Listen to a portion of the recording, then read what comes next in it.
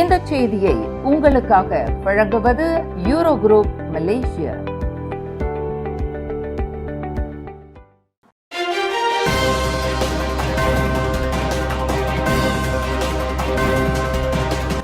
வணக்கம். திசைகளின் 10 மணி செய்திகள். நெகிரி செம்பிலானை கைப்பற்றப் போவது யார்? பக்கத்தான் பரிசான் நேஷனல் இடையே இறுதிக்கட்ட மல்யுத்தம். வோடஸ் கணிப்பால் பரபரப்பு. நெகிரி செம்பிலான் மாநில சட்டமன்ற தேர்தல் களத்தில் பக்கத்தான் ஹரப்பான் மற்றும் பரிசான் நேஷனல் கூட்டணிகளுக்கு இடையே ஆட்சியை பிடிக்க அதிரடியான மிக கடுமையான போட்டி நிலவி வருவதாக வோடஸ் ரிசர்ச் நடத்திய புதிய கருத்து கணிப்பு தெரிவிக்கிறது. நெகிரி செம்பிலான் மாநிலத்தில் புதிய அரசை அமைக்க 19 இடங்கள் தேவை என்ற நிலையில் தற்போதைய நிலவரப்படி பக்கத்தான் ஹரப்பான் 17 இடங்களிலும், பரிசான் நேஷனல் 15 இடங்களிலும், பரிகத்தான் நேஷனல் 2 இடங்களிலும் முன்னிலையில் உள்ளதாக அந்த ஆய்வறிக்கை கூறுகிறது. மீதமுள்ள இடங்கள் இழுபறியில் உள்ளதால் எந்தவொரு கூட்டணிக்கும் பெரும்பான்மை கிடைக்காமல் தொங்கு சட்டமன்றம் அமைவதற்கோ அல்லது இறுதி நேர பிரச்சாரம் மற்றும் வாக்குப்பதிவு விழுக்காட்டின் அடிப்படையில் முடிவுகள் மாறுவதற்கோ அதிக வாய்ப்புகள் உள்ளதாக வோடஸ் நிறுவனத்தின் நிறுவனர் டாக்டர் கெல்வின் கோ தெரிவித்துள்ளார். பெரும் செல்வாக்கு வாக்குகளில் பக்கத்தான் 42 விழுக்காட்டுடன் முன்னிலையில் இருந்தாலும் மலாய் வாக்காளர்கள் மத்தியில் பரிசான் நேஷனல் 41 விழுக்காடு ஆதரவுடன் பலமாக உள்ளது.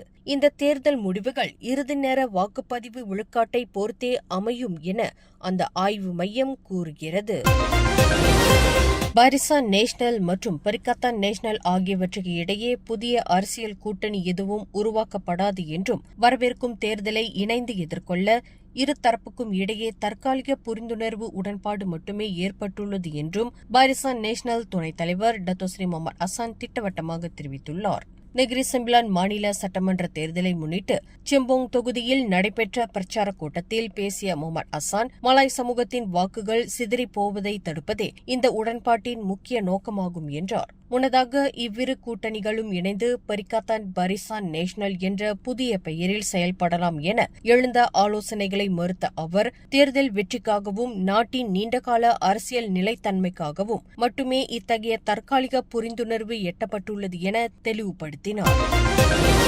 அரச மலேசிய போலீஸ் படை துணைத் தலைவர் தான்ஸ்ரீ அயூப் கான் மைடின் பிச்சை வரும் ஜூலை 26ஆம் தேதி ஞாயிற்றுக்கிழமையுடன் அதிகாரப்பூர்வமாக கட்டாய பணி ஓய்வு பெறுகிறார். போலீஸ் படையில் சுமார் 35 ஆண்டுகள் அயூப் கான் ஆற்றிய நீண்ட நெடிய சேவை இத்துடன் நிறைவுக்கு வருகிறது. அயூப் கான் சுயசரிதை புத்தகமான ஃப்ரம் பிண்டாங் டு புக்கிடாமான் வெளியீட்டு விழாவிற்கு பிறகு செய்தியாளர்களிடம் பேசிய அவர் இத்தகவலை உறுதிப்படுத்தினார். கடந்த 2023 ஜூன் மாதம் போலீஸ் படையின் துணைத் தலைவராக பொறுப்பேற்பதற்கு முன்பு அவர் புக்கிடாமான் போலீஸ் தலைமையகத்தின் போதைப்பொருள் மற்றும் குற்ற புலனாய்வு துறையின் இயக்குநர், ஜொஹோர் மாநில போலீஸ் தலைவர் போன்ற பல முக்கிய பொறுப்புகளை வகித்துள்ளார் என்பது குறிப்பிடத்தக்கது. நெகிரி செம்பிலான் மாநில சட்டமன்ற தேர்தலுக்கான பரிசான் நேஷனல் கூட்டணியின் தேர்தல் அறிக்கை நாளை இரவு அதிகாரப்பூர்வமாக வெளியிடப்படும் என அதன் துணைத் தலைவர் டத்தோஸ்ரீ முகமது ஹசான் தெரிவித்துள்ளார். கடந்த 2018 பொதுத் தேர்தலில் பரிசான் நேஷனல் தோல்வியடைந்ததால் பாதியில் நின்று போன மாநில மேம்பாட்டு திட்டங்களை மீண்டும் தொடர்ந்து வலுப்படுத்துவதே இந்த தேர்தல் அறிக்கையின் முக்கிய நோக்கம் என்று அவர் குறிப்பிட்டார். இந்த அறிக்கை சபா மாநில தேர்தல் அறிக்கையை நகலெடுத்து தயாரிக்கப்பட்டதாக எதிர்க்கட்சிகள் கூறும் குற்றச்சாட்டுகளை முற்றிலும் மறுத்த அவர், இது வெறும் உளவியல் போர் மட்டுமே என்றார். மேலும் போஸ்டர் பாய் எனப்படும் மந்திரி பசார் வேட்பாளர் யார் என்பதை விட தற்போதைக்கு தேர்தலில் வெற்றி பெறுவதற்கே தங்களின் தேர்தல் இயந்திரம் முழு கவனம் செலுத்தி வருவதாகவும் தொக்மாட் தெளிவுபடுத்தினார்.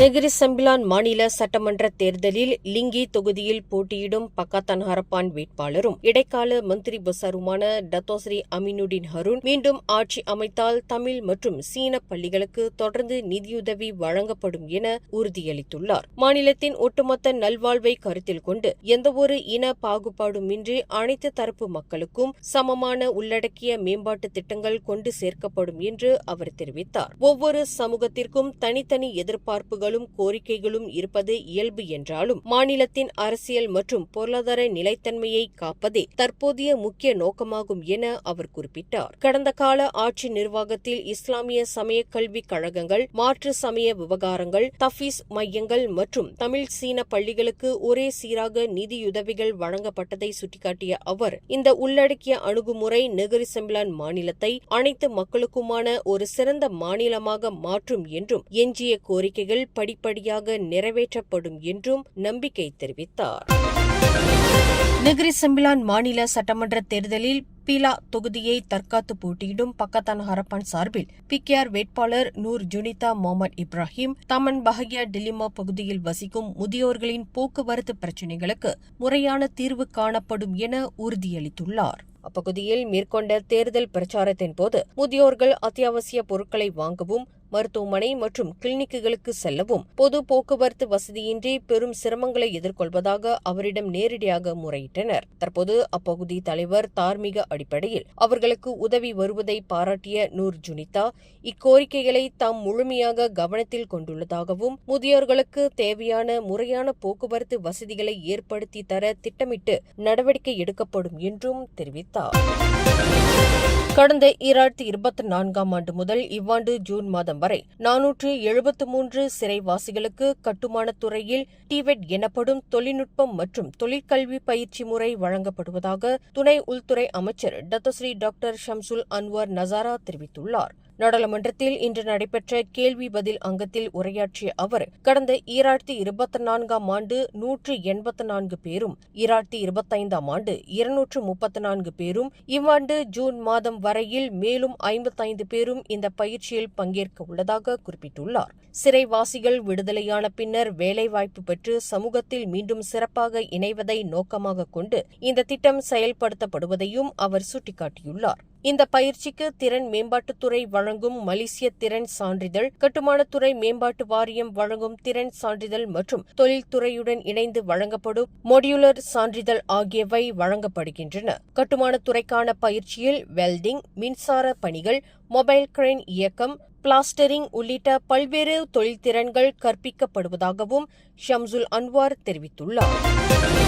எதிர்கால காற்பந்து போட்டிகள் பாதுகாப்பு விதிமுறைகளுக்கு ஏற்ப நடைபெற மலேசிய காற்பந்து சங்கம் உருவாக்கி வரும் காற்பந்து பாதுகாப்பு கட்டமைப்பை விரைவில் அமல்படுத்த வேண்டும் என்று ஜோஹர் மாநில அரசாங்கம் வலியுறுத்தியுள்ளது. இதுகுறித்து மாநில கல்வி மற்றும் தகவல் குழு தலைவர் டாக்டர் முகமது நக்கீப் முகமது கசாலி வெளியிட்டுள்ள தகவலில், UKM எனப்படும் யூனிவர்சிட்டி கபாங்சான் மலேசியா இணைந்து உருவாக்கி வரும் இந்த கட்டமைப்பு தனியார் போட்டிகள் உட்பட அனைத்து காற்பந்து போட்டிகளுக்கும் பாதுகாப்பு வழிகாட்டுதல்களை வகுக்கும் என்று தெரிவித்துள்ளார். போட்டி நடைபெறும் முழு காலத்திலும் மருத்துவ அவசர உதவியாளர்கள் உள்ளிட்ட பாதுகாப்பு வசதிகள் கட்டாயமாக இருக்க வேண்டும் என்றும் அவர் வலியுறுத்தியுள்ளார். கடந்த சில நாட்களுக்கு முன் காற்பந்து போட்டியின் போது மாணவர் ஒருவர் உயிரிழந்த சம்பவம் போல் மீண்டும் நிகழாமல் தடுக்கும் வகையில் இந்த பாதுகாப்பு கட்டமைப்பை விரைவில் நடைமுறைப்படுத்த வேண்டும் என்று பாதிக்கப்பட்ட மாணவரின் குடும்பத்தினரை பாசிர்குடாங் பகுதியில் சந்தித்த பின்னர் அவர் தெரிவித்துள்ளார்.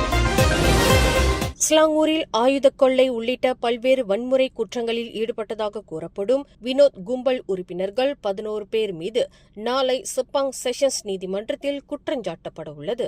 இதுகுறித்து புக்கிடாமான் குற்ற புலனாய்வுத்துறை இயக்குநர் டத்தோ எம் குமார் இன்று வெளியிட்டுள்ள அறிக்கையில், குற்றவியல் சட்டம் பிரிவு 130(v)(1) கீழ் அவர்கள் மீது குற்றஞ்சாட்டப்பட உள்ளதாக தெரிவித்துள்ளார். கடந்த ஜூன் 23, 24ஆம் தேதிகளில் நடைபெற்ற ஓப்ஸ் ரேபிடோ நடவடிக்கையில் கைது செய்யப்பட்ட அவர்கள் 11 பேரும் கடந்த 2023ஆம் ஆண்டு முதல் ஆயுத கொள்ளை, கொலை முயற்சி உள்ளிட்ட பல்வேறு வன்முறை குற்றங்களில் ஈடுபட்டு வந்ததாகவும் அவர் குறிப்பிட்டுள்ளார். இந்த கைது நடவடிக்கை மூலம் 21 வழக்குகள் தீர்க்கப்பட்டுள்ளதுடன் தலைமறைவாக உள்ள மேலும் 5 கும்பல் உறுப்பினர்களை போலீசார் தீவிரமாக தேடி வருகின்றனர் என்றும் டத்தோ எம் குமார் தெரிவித்துள்ளார்.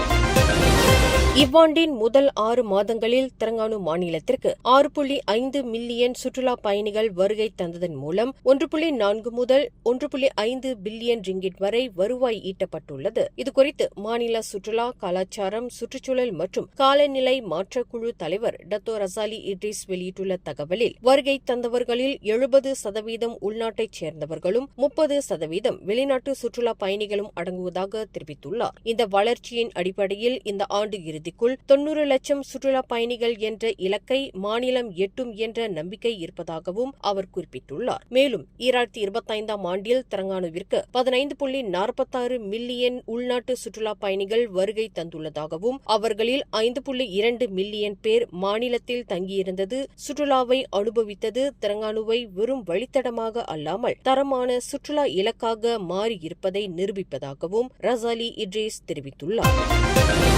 தமிழக வெற்றிக் கழகத்தின் தலைவரும் முதலமைச்சருமான விஜய் நடித்துள்ள ஜனநாயகன் திரைப்படம் இன்று உலகம் முழுவதும் அதிகாரப்பூர்வமாக வெளியாகியுள்ளது. முன்னதாக இவ்வாண்டு ஜனவரி மாதம் வெளியாக திட்டமிடப்பட்டிருந்த இத்திரைப்படம் பல்வேறு காரணங்களால் தாமதமாகி தற்போது வெளியீடு கண்டிருக்கிறது. படத்தின் தயாரிப்பாளர் வெங்கட் கே நாராயணா வெளியிட்டுள்ள தகவலின்படி இந்தியாவை தவிர மேலும் 30 நாடுகளில் இத்திரைப்படம் வெளியாகியுள்ளது. எனினும் ஜனநாயகன் திரைப்படத்திற்கு சான்றிதழ் வழங்கப்பட்டுள்ளதால் 18 வயதிற்கு குறைவானவர்கள் பெற்றோருடன் வந்தாலும் சட்டப்படி திரையரங்குகளில் அனுமதிக்கப்பட மாட்டார்கள் என்று தெரிவிக்கப்பட்டுள்ளது. இந்நிலையில் உலகளவில் சுமார் 7000 முதல் 8000 திரைகளில் இத்திரைப்படம் திரையிடப்படுகின்றது. மலேசியாவில் மாலிக் ஸ்ட்ரீம் நிறுவனம் வெளியீடு செய்யும் இத்திரைப்படம் நாடெங்கிலும் சுமார் 120க்கும் மேற்பட்ட திரையரங்குகளில் திரையிடப்படுகின்றது.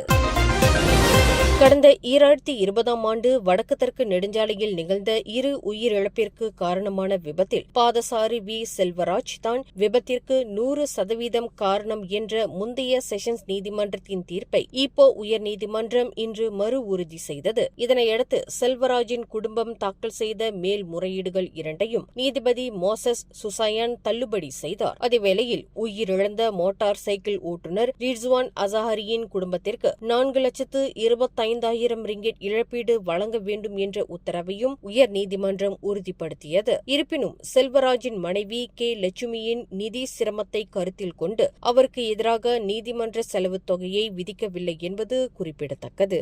மேலும் செய்திகளை தெரிந்து கொள்ள கீழே இருக்கும் பெல் பட்டனை அழுத்துங்கள். உங்கள் மகிழ்ச்சியை வெளிப்படுத்த லைக் மற்றும் ஷேர் செய்யுங்கள். தொடர்ந்து திசைகளோடு இணைந்திருக்க சப்ஸ்கிரைப் செய்யுங்கள்.